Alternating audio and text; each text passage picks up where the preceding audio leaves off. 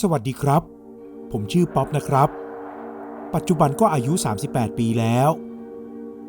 เรื่องราวขนหัวลุกที่ผมจะนำมาเล่าในวันนี้เป็นเรื่องราวที่เกิดขึ้นกับผมและพี่เป๊กในสมัยวัยเด็กพี่เป๊กเป็นพี่ชายของผมเองและแกก็ยังอาศัยอยู่ที่บ้านหลังเดิมที่เคยเกิดเรื่องราวขึ้นนะครับผมเองก็จะแวะไปเยี่ยมเยือนบ้างในวันหยุดเทศกาลต่างๆหรือวันลาพักร้อนย้อนกลับไปในสมัยเด็กตอนนั้นผมน่าจะประมาณแค่ 7-8 ขวบเห็นจะได้ส่วนพี่ชายของผมที่อายุห่างกันหลายปีก็เริ่มจะเป็นวัยรุ่นแล้วแต่ผมกับพี่เป๊กเราก็สนิทกันดีครับและเพราะเราสองคนอาศัยอยู่กับแม่เลยทำให้ต้องช่วยกันดูแลกันและกันมาตลอดบ้านหลังเดิมที่อยู่มาตั้งแต่เด็กๆนั้นเป็นของคุณพ่อซึ่งท่านได้จากพวกเราทุกคนไปตั้งแต่ที่ผมยังไม่ทันลืมตาดูโลกด้วยโรคภัยไข้เจ็บจากการสูบบุหรี่อย่างหนักแต่ถึงอย่างนั้นแม่ก็เลี้ยงดูผมและพี่ชายเป็นอย่างดีมาตลอดผมกับพี่เป๊กก็เลยรักและเป็นห่วงแม่มากถึงแม้ในปัจจุบันแม่จะไม่อยู่แล้วแต่ผมก็ยังระลึกถึงท่านอยู่เสมอที่บ้านนั้นเป็นบ้านที่อยู่ในจังหวัดหนึ่งทางภาคใต้ครับเป็นบ้านไม้ที่ประตูจะเป็นประตูบานพับไม้แบบดั้งเดิมและเป็นบ้านที่ไม่สามารถติดแอร์ได้เพราะรอยต่อระหว่างหลังคากับตัวกำแพงบ้านไม่ได้เชื่อมต่อกันสนิทจะมีช่องว่างตรงนั้นอยู่และมีห้องน้ำภายในตัวแต่ห้องอาบน้ำก็จะอยู่นอกตัวบ้านออกไปซึ่งมีบ่อที่ขุดลึกลงไป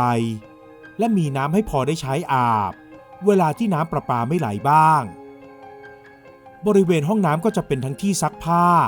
อาบน้ำและใช้ตากผ้าเวลาที่ฝนตกเลยล่ะครับ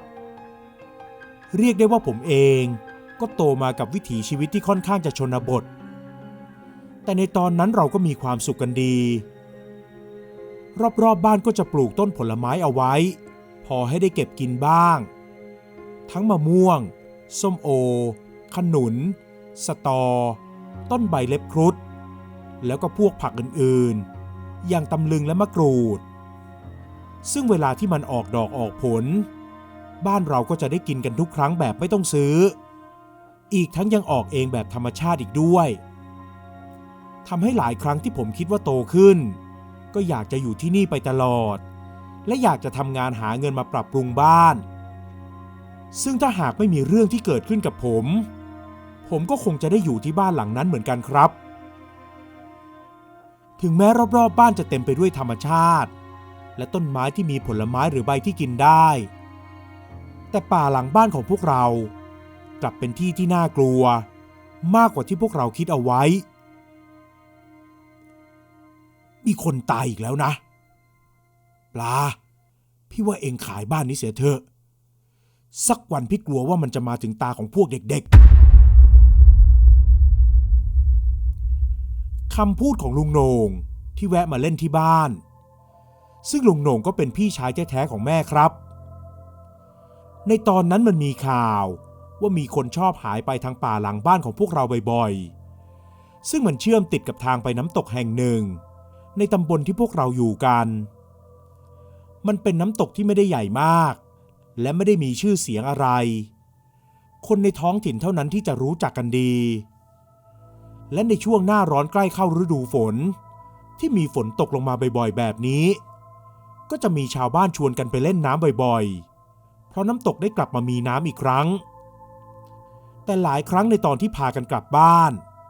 แต่กลับไปไม่ถึงบ้านจริงๆกันหลายคนซึ่งก็ไม่รู้ว่าหายไปไหนจนสุดท้ายก็มักจะมาเจอว่านอนตายหรืออดข้าวอดอาหารจนตัวผอมแห้งกลังอยู่ที่ป่าหลังบ้านของพวกผมตอนแรกผมเองก็ไม่ได้กลัวเท่าไหร่นักแต่พอหน้าร้อนปีที่แล้วมันมีเรื่องแบบนี้เกิดขึ้นบ่อยเสียจนแม่ต้องห้ามไม่ให้ผมกับพี่เป๊กไปเล่นแถวๆหลังบ้านเพราะกลัวว่าถ้าไกลหูไกลตาแม่แล้วจะไม่สามารถดูแลกันได้อย่างทั่วถึงแต่เพราะความเป็นเด็กเลยทำให้ผมและพี่ไม่ทันได้คิดให้รอบคอบเพราะบริเวณที่เลยจากหลังบ้านไปแล้วนั้นจะมีลานกว้างๆพอให้วิ่งเล่นกันได้ก่อนจะเป็นทางเข้าป่าไปครับ ตอนนั้นเป็นเพราะแม่ออกไปทำธุระในเมืองและกว่าจะกลับเข้ามาก็คงเป็นช่วงเย็นๆอย่างแน่นอนผมกับพี่เป๊กก็เลยปิดประตูหน้าบ้านและประตูทางเข้าครัวไว้เหลือไว้แต่ประตูทางหลังบ้านที่เข้าออกได้ตามปกติเพราะพวกเราจะไปเตะฟุตบอลกันที่บริเวณหลังบ้านแม่กลับมาเราจะไม่โดนด่าใช่ไหมผมจำได้ดีว่าถามพี่เป๊กออกไปแบบนั้นด้วยความกลัวเพราะว่าถ้าแม่บ่นหรือว่าแต่ละครั้งก็มักจะกินเวลาหลายชั่วโมงจนผมเบื่อแต่พี่เป๊กก็คงไม่สนใจอะไรนอกเสียจากได้เล่นฟุตบอลก็เท่านั้นพี่เป๊กเลยบอกกับผมว่าถ้าได้ยินเสียงรถเข้ามาเมื่อไหร่ก็ให้รีบวิ่งเข้าบ้านแม่น่าจะไม่ทันเห็นแน่ๆผมที่เชื่อพี่ชายในตอนนั้นก็ยอมทำตามโดยที่ไม่มีข้อสงสัยอะไรเลยครับพวกเราแย่งลูกบอลกันไปมาอย่างสนุกสนานมีล้มลุกคลุกคลานไปกับดินบ้างมันเป็นรสชาติของวัยเด็กที่ดีมากๆจนกระทั่งฟ้าเริ่มมืดครึ้มและดูเหมือนว่าฝนกำลังจะตกลงมาแต่เพราะฝนยังไม่ตกพวกเราเลยยังเล่นกันต่อและพี่เป๊กก็เตะบอลแรงไกลออกไปจนเข้าไปในป่าหลังบ้านที่แม่ย้ำกับผมและพี่เป๊กตลอดว่าไม่อยากให้เข้าไปผมหันไปมองหน้าพี่เป๊กที่ดูเหมือนว่าแกเองก็ลังเลใจอยู่เหมือนกันว่าจะเข้าไปดีไหมถ้าขอแม่ซื้อบอลใหม่แม่จะซื้อให้ไหมผมถามพี่เป๊กออกไปซึ่งในสมัยนั้นลูกบอลลูกหนึ่งก็ไม่ใช่ว่าราคาจะถูกนะครับบางบ้านอย่างบ้านของเพื่อนผมซื้อมาแล้วก็เตะแล้วเตะอีกจนหนังบอลมันลอกและเตะต่อไม่ได้แล้วก็มีรอตรงนี้นะพี่วิ่งไปเก็บแป๊บเดียวพี่เป๊กจะดีเหรอพี่รอตรงนี้แหละแล้วพี่เป๊กก็วิ่งตรงไปที่ป่าหลังบ้านในตอนนั้น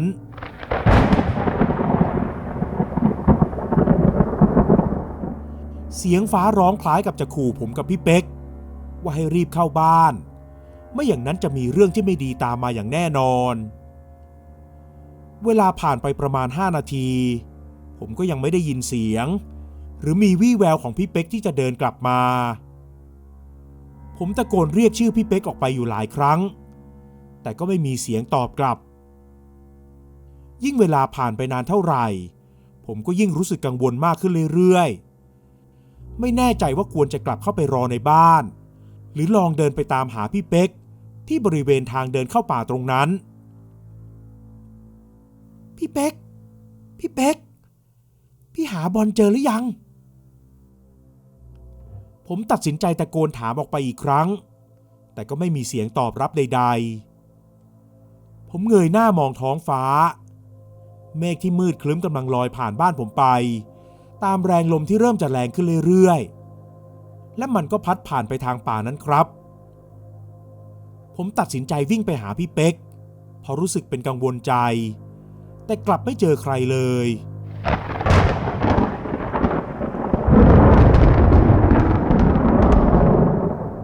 เสียงฟ้าร้องดังขึ้นมาอีกครั้งทำให้ผมเริ่มลังเลใจว่าจะทำอย่างไรต่อไปดีจนผมได้ยินเสียงเหมือนคนกำลังเดินเหยียบกิ่งไม้ใบหญ้าและหันมองไปตามเสียงก็เห็นว่าเป็นพี่เป๊กกำลังเดินมองซ้ายมองขวาหาลูกบอลอยู่ผมเลยวิ่งเข้าไปในป่าทันทีเพราะเห็นว่าพี่เป๊กอยู่ข้างหน้าและคงไม่ต้องกลัวอะไรเนื่องจากมันไม่ได้ลึกมากแต่พอผมเข้าไปในป่าได้ไม่นานก็รู้สึกว่ามันมืดลงอย่างบอกไม่ถูกคงเป็นเพราะร่มเงาของต้นไม้สูงใหญ่ประกอบกับฟ้าที่กำลังมืดครึ้มและเพราะผมวิ่งไม่ระวังเท่าไหร่เลยทำให้มีสะดุดบ้างแต่ก็ไม่ถึงกับล้มในตอนนั้นผมเห็นว่าตัวเองมาหยุดอยู่ใกล้กับพี่เป๊กแล้วก็เลยหยุดวิ่งแล้วมองไปรอบๆซึ่งมันเป็นบรรยากาศที่ผมไม่ค่อยชอบเท่าไหร่ป๊อป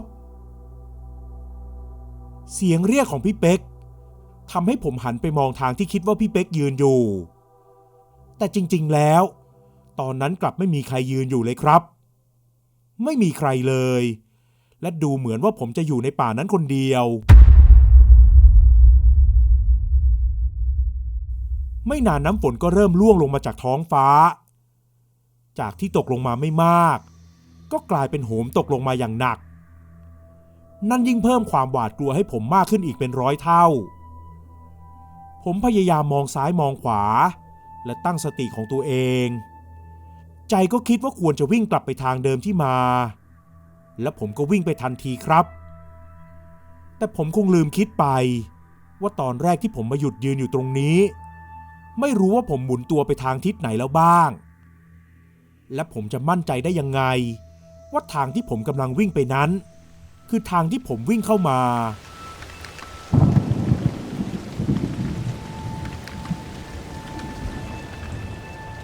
จนกระทั่งผมเริ่มแน่ใจแล้ว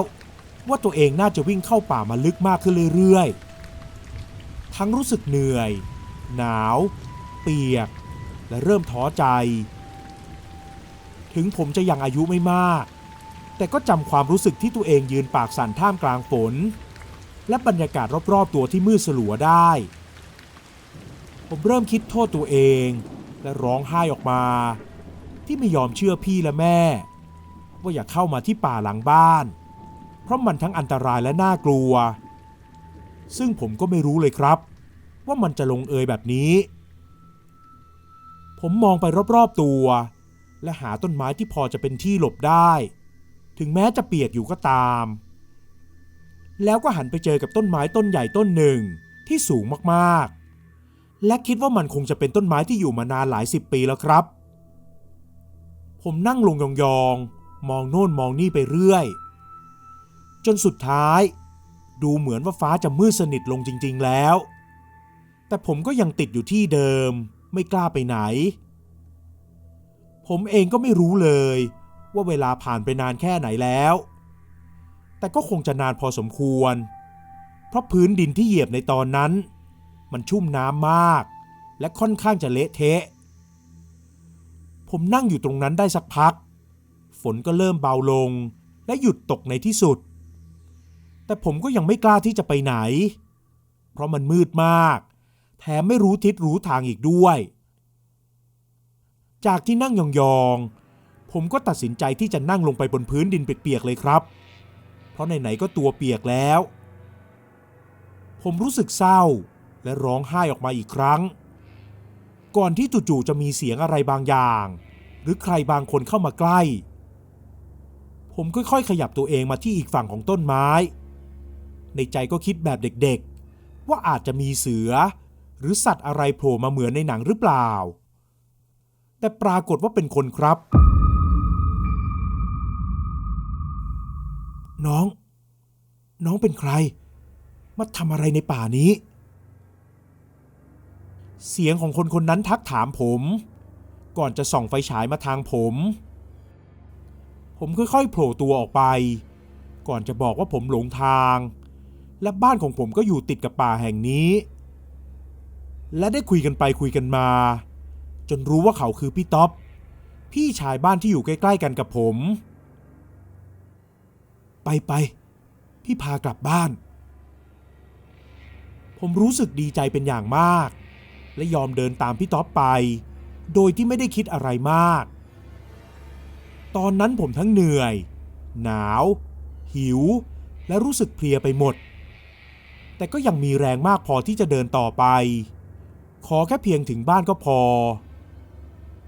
พี่ต๊อบเดินนำหน้าผมไปเหมือนกับคนที่รู้จักเส้นทางเป็นอย่างดีระหว่างทางแกกับผมเราไม่ได้คุยอะไรกันมากนักและพอเดินต่อมาอีกสักพักแกก็บอกกับผมว่าอีกไม่นานก็จะถึงบ้านผมแล้วนะต่อไปอย่าได้เข้ามาในป่านี้อีกไม่อย่างนั้นก็คงจะไม่ได้กลับมาอีกแน่ๆรู้ไหมว่าเขาจ้องจะเอาชีวิตเราอยู่ถ้าพี่ไม่มาช่วยจะเป็นยังไงนั่นเป็นคำพูดที่ผมไม่เคยลืมจนถึงทุกวันนี้เลยครับและเพราะยังเด็กผมเลยไม่เข้าใจความหมายของมันจนเมื่อโตแล้วถึงได้รู้ว่าเขาที่ว่า คงหมายถึงสิ่งที่มองไม่เห็นแน่ๆแต่มันก็ไม่เคยมีการพิสูจน์ให้เห็นจริงๆสักครั้งว่าเขาที่ว่าในป่าแห่งนั้นมีจริงหรือเปล่าหลังจากที่พี่ต๊อบพาผมเดินมาส่งที่ตรงบริเวณทางเข้าป่าได้แกก็กำชับบอกกับผมว่าให้รีบเข้าบ้านและให้ตะโกนดังๆพร้อมกับพูดชื่อจริงของตัวเองว่าผมกลับมาแล้วผมก็พยักหน้าตอบรับไปก่อนจะรีบวิ่งไปตามแสงไฟที่เห็นไกลๆมาจากที่บ้านและเมื่อผมออกมาจากป่าได้และมองย้อนกลับไปที่ป่าแห่งนั้นผมก็เห็นแสงไฟจากไฟฉายของพี่ต๊อบเลื่อนไปเลื่อนมาก่อนที่มันจะหยุดแล้วหายไปผมไม่รู้ว่าพี่ต๊อบจะเดินกลับเข้าไปในป่าทำไมแต่มันก็เป็นแค่คำถามที่ผมไม่ได้คิดจะเอาคำตอบปรเมศกลับมาแล้วปรเมศมาแล้วผมตะโกนขึ้นเสียงดังทันทีที่เปิดประตูบ้านเข้าไปก่อนจะเห็นตัวผมอีกคนที่กำลังเดินอยู่กลางบ้านมันหันมามองผมตาขวางแล้วกระโดดทำท่ายืน4 ขาวิ่งออกหน้าประตูบ้านไปในตอนนั้นผมเข่าอ่อนทรุดลงกับพื้นเลยครับ